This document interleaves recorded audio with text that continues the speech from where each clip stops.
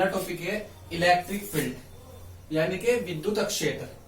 इसको समझा देता हूं क्या है कि अगर कोई मेरे पास चार्ज है, प्लस चार्ज हो चाहे नेगेटिव चार्ज हो, हम क्या कहते हैं, किसी आवेश के चारों ओर का वेग क्षेत्र, यह वाला क्या होगा हमारे पास अक्षेत्र। यदि किसी अन्य आवेश को, मान लिया कि टेस्ट चार्ज ले आया, मैं किसी अन्य आवेश को इसके पास लाता हूं तो क्या करे, अट्रैक्शन या रिपल्शन फोर्स का एक्सपीरियंस करे, तो इसे हम क्या बोलते हैं, इलेक्ट्रिक फील्ड। मीन्स क्या होगा, आवेश के चारों ओर का वेग क्षेत्र जिसके पास किसी अन्य आवेश को लाने पर यह आकर्षण या प्रतिकर्षण बल का अनुभव करे, इसे विद्युत क्षेत्र कहते हैं। क्या हुआ, the space surrounding an electric charge Q in which another charge Q not experience a force of attraction या repulsion is called electric field. उसके बाद अगला टॉपिक बता रहा हूं मैं, ये तो हो गया आपका विद्युत क्षेत्र।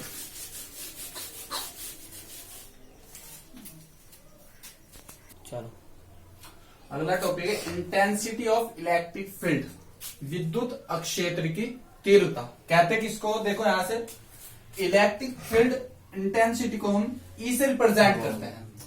और ये क्या हुआ, दो चीजों का रेशो हुआ। इलेक्ट्रिक फील्ड दो चीजों का रेशो किस किस का है, electric field is the ratio of the force acting on the test charge placed at that point to the magnitude of test charge. ऐसे बोल सकते हो, it is the ratio of force and test charge called intensity of electric field. ये हो गया आपका English में। हम क्या कहते हैं, यहां पे है टेस्ट चार्ज और ये है हमारा फोर्स। एक बार और देख लो, it is the ratio of force and test charge called intensity of electric field. अगर मैं हिंदी की बात करता हूं तो हिंदी में आप लिख सकते हो, बल तथा धन परीक्षण आवेश के अनुपात को विद्युत क्षेत्र की तीव्रता कहते हैं। या बोल सकते हो धन परीक्षण आवेश पर लगने वाला बल, लिख दूं मैं, धन परीक्षण आवेश पर लगने वाला बल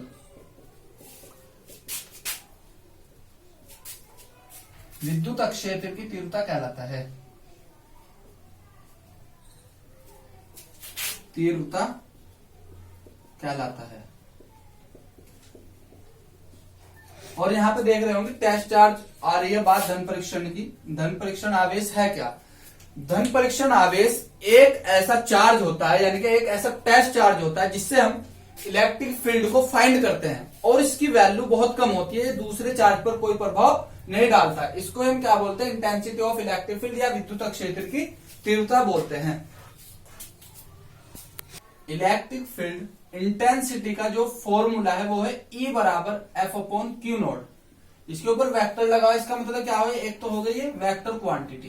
क्या हो गई है, वेक्टर क्वांटिटी, यानी कि इंग्लिश में तो हो गया वेक्टर क्वांटिटी, हिंदी की बात करूं तो सदिश राशि कहलाएगा।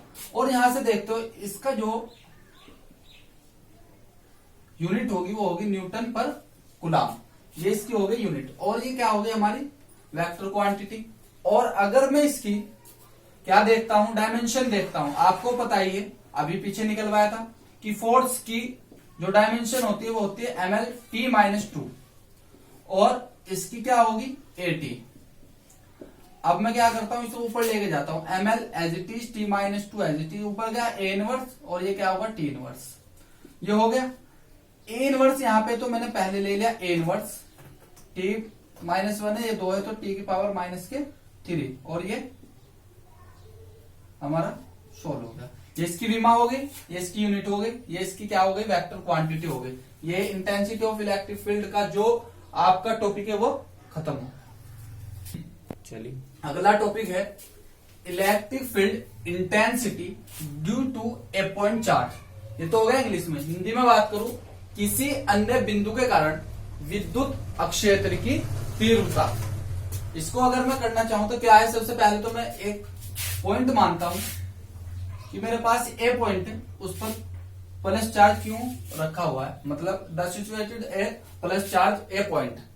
इससे आर डिस्टेंस पर कोई पॉइंट ले लिया मैंने पी, मान लिया पी पॉइंट ले लिया, इस पर क्यू नोड आवेश रखा है। क्यू नोड आवेश रखा है। क्यू नोड आवेश मैंने बताया था कि टेस्ट चार्ज क्या होता है कि हम इलेक्ट्रिक फील्ड इंटेंसिटी से फाइंड करते हैं। ऐसे में बता दूं कि मैं लिख सकता हूं suppose that the plus Q charge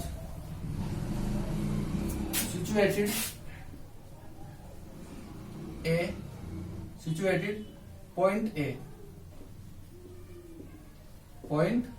A distance between comment करा अगर मेरे में DG distance between distance between A and P R। मतलब क्या हुआ कि मेरे पास कोई A बिंदु है, उस पर प्लस क्यू आवेश रखा है, इससे R दूरी पर एक बिंदु P है जिस पर धन परीक्षण आवेश क्यू नोड रखा है और इनके बीच की दूरी R है। हमने कुलाम का नियम पढ़ा था। अब इनके बीच में क्या लगा सकता हूं, कुलाम्स लॉ लगा सकता हूं by Coulomb's law. Coulomb's law क्या हो जाएगा, F बराबर 1/4πε0 Q naught upon R square. इसको मैंने फर्स्ट मान लिया, ये तो होगा कुलाम्स लॉ के अकॉर्डिंग। अब बात करता हूं मैं कि जो प्लस क्यू चार्ज है तो हम लिख सकते हैं due to Q node charge the electric field intensity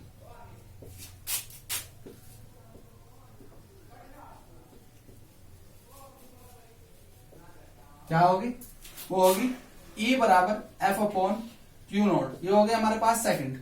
अब हम क्या करते हैं, फर्स्ट से सेकंड में इसकी वैल्यू पुटअप करते हैं तो हो जाएगा E बराबर F की जगह क्या है 1/4πε0 Q naught upon R square upon Q naught. Q naught से क्यू नोड कट गया तो क्या बचा, E बराबर 1/4πε0 क्यू अपॉन R स्क्वायर। ये हो गया हमारा electric field intensity due to a point charge, मतलब किसी अन्य बिंदु के कारण विद्युत क्षेत्र की तीव्रता।